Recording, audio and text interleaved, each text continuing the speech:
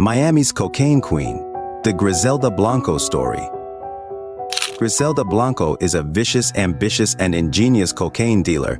She managed to create a related cocaine empire, which is why she was given the nickname Godmother of Cocaine. Other nicknames include Black Widow and Queenpin. Her cocaine trafficking territory stretched from Colombia to the United States. She reportedly smuggled 3 tons of cocaine into the United States every year. No wonder she became the richest drug dealer in the world. In just 1 month, she can earn as much as $80 million in clean income. Her cocaine empire was built on the blood of the people she killed. It is known that she was involved in more than 200 murders, was a mastermind during the drug wars in Miami in the 1970s and 1980s. In America only, officials suspect her of at least 40 murders across the United States. According to the 2014 book Drugs in American Society, she was responsible for most of the murders that occurred in South Florida from 1979 to 1981. This time we will talk about the story of Griselda Blanco, the godmother of cocaine during her time in the criminal underworld. But don't forget to like, comment, and subscribe to this channel.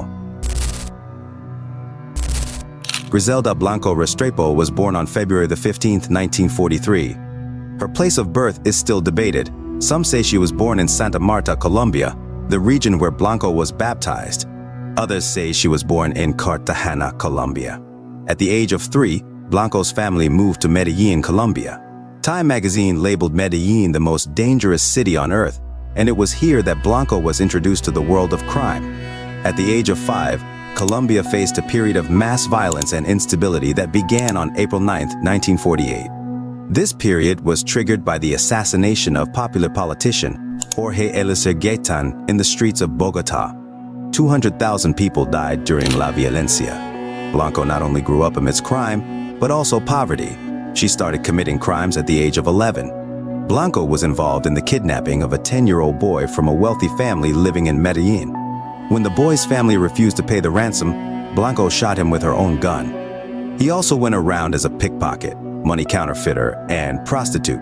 Blanco denies that he was ever a prostitute. Then at the age of 19, she decided to leave home. She married Carlos Trujillo, a small-time criminal who worked by human smuggling and falsifying documents. From her first marriage, Blanco gave birth to 3 children named Osvaldo Trujillo, Uber Trujillo, and Dixon Trujillo. They divorced, but still keep in touch as business partners. In the mid to 1970s, Trujillo passed away. Some say Trujillo died of health problems, others believe Blanco killed him. In 1964, Blanco and her 3 children emigrated to the United States illegally using fake names and documents. She began dating Alberto Bravo in the 1970s, who would later become her second husband. Together with Bravo and their 3 children, Blanco lived in Queens, New York. Bravo worked as a drug smuggler for the Medellin cartel founded and run by Pablo Escobar. It was from Bravo that Blanco became involved with the drug trafficking. Initially, they smuggled marijuana, but they switched to cocaine, which was easier to smuggle. Their company was based in New York. With Blanco's creativity, they managed to smuggle cocaine into the United States by hiding it in underwear with a special pocket. Blanco and Bravo's cocaine business grew, and her nickname, as the Godmother of Cocaine, reached the ears of the USA's Drug Enforcement Agency, or DEA. In April 1975, the DEA arrested more than 30% of their business partners on drug conspiracy charges. The 2 managed to escape arrest and return to Colombia. One day he noticed irregularities in the company's financial calculations and accused Bravo of stealing the money. They got into an argument, Bravo emphasizing that Blanco was accusing him because she felt big-headed with her nickname as Godmother. Their argument ended in a shootout where Blanco shot Bravo in the mouth, and he died in 1975. After Bravo's death, Blanco got her second nickname, Black Widow, which means a woman who removes and kills their husbands. In the late 1970s, Blanco moved to Miami. The city was in the midst of the disco boom, which sparked the growth of the illegal drug trade, especially cocaine. Blanco saw this period as a great opportunity for her to make a huge, albeit dangerous, fortune. Blanco ordered many murders that led to another violent period in Miami called the Cocaine Cowboy Wars. Reportedly, she was the one who invented a new assassination tactic, where the shooter used a motorcycle to carry out the action.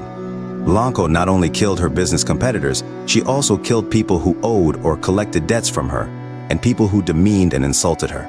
The shooting that happened at noon at a local shopping center Dadland Mall on July 11, 1979 was on Blanco's orders. Jorge Ayala, her trusted assassin, said that the real target of the shooting was Jesus Castro, who had killed his business partner. However, instead, Ayala killed a 2-year-old boy who turned out to be Castro's son named Johnny Carlo. When she heard the report of Castro's murder, Blanco was angry. But when she found out who was killed, she was happy and said that they were even. In the 1980s, Blanco remarried to Dario Sepulveda. In 1978, they had a son who was named Michael Corleone, after the crime lord character in the Godfather series. In 1983, Sepulveda left Blanco to return to Colombia.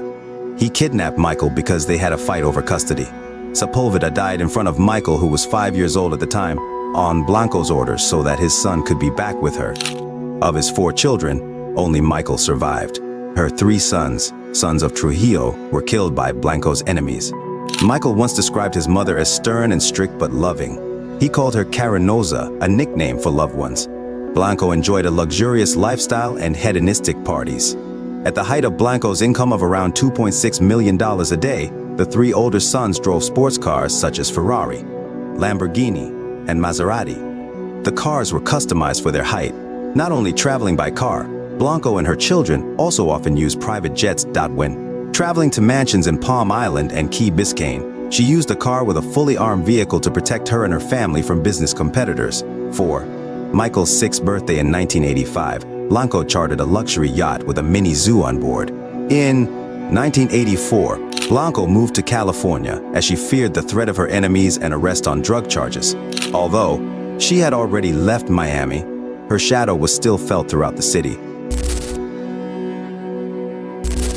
On February 17, 1985, Blanco was arrested by the DEA at his home in Irvine, California. She was subsequently indicted for conspiracy to manufacture, import, and distribute in 1975. She was tried in a New York City federal court and sentenced to 15 years in prison in 1985. Despite her imprisonment, she still ran her cocaine business. It is speculated that she had also planned the kidnapping of John F. Kennedy Jr. with her associates to use as a threat to get her released. 9 years later, in 1994, Jorge Ayala, one of Blanco's trusted hitmen, agreed to testify against her. Ayala said Blanco was guilty of 3 murders, that of Johnny Castro and drug dealers Griselda and Alfredo Lorenzo. While prosecutors were looking for a way to put Blanco to death, an inappropriate conversation with a secretary working in the prosecutor's office was discovered, putting the credibility of his testimony in doubt. The woman involved denied the charges over claims that she was working on the prosecutor's orders. In 1998, Blanco admitted her guilt in order to receive a lighter sentence. She was subsequently sentenced to 20 years in prison. Blanco, who smoked all his life, suffered a heart attack in 2002. Her health deteriorated further, so she was paroled and deported to Medellin in 2004. She retired from a life of crime and crime. She lived simply and gave up her luxurious life after her imprisonment. She lived quietly in El Poblado, Medellin's most luxurious neighborhood, for 8 years. His 3 sons were killed, leaving only his youngest son, Michael Corleone. But in 2011, 45-year-old Corleone was arrested for cocaine trafficking. 1 year later, on September 3, 2012, Blanco, who had just left a butcher shop in Medellin, was shot by a motorcycle rider. She died at the age of 69. Blanco's life story in the criminal underworld inspired numerous documentaries and movies, including Lifetime's Cocaine Cowboys and Cocaine Godmother, starring Catherine Zeta-Jones. In some rap songs, she is portrayed as a kind of folk hero, such as in Meek Mill's Believe It and Lil Kim's Warning Freestyle. A series called Griselda, starring Sofia Vergara, and airing on Netflix, became a huge hit, debuting at #1 in 90 countries. The movie was set in Miami in the 1970s and 1980s. Due to the airing of the series, Michael Corleone sued Netflix and Sofia Vergara for unauthorized depiction and use of images and family resemblance in violation of their rights. That's the life story of the Godmother of Cocaine during her time in the criminal underworld. If you want us to talk about other interesting stories, feel free to comment in the comments section below.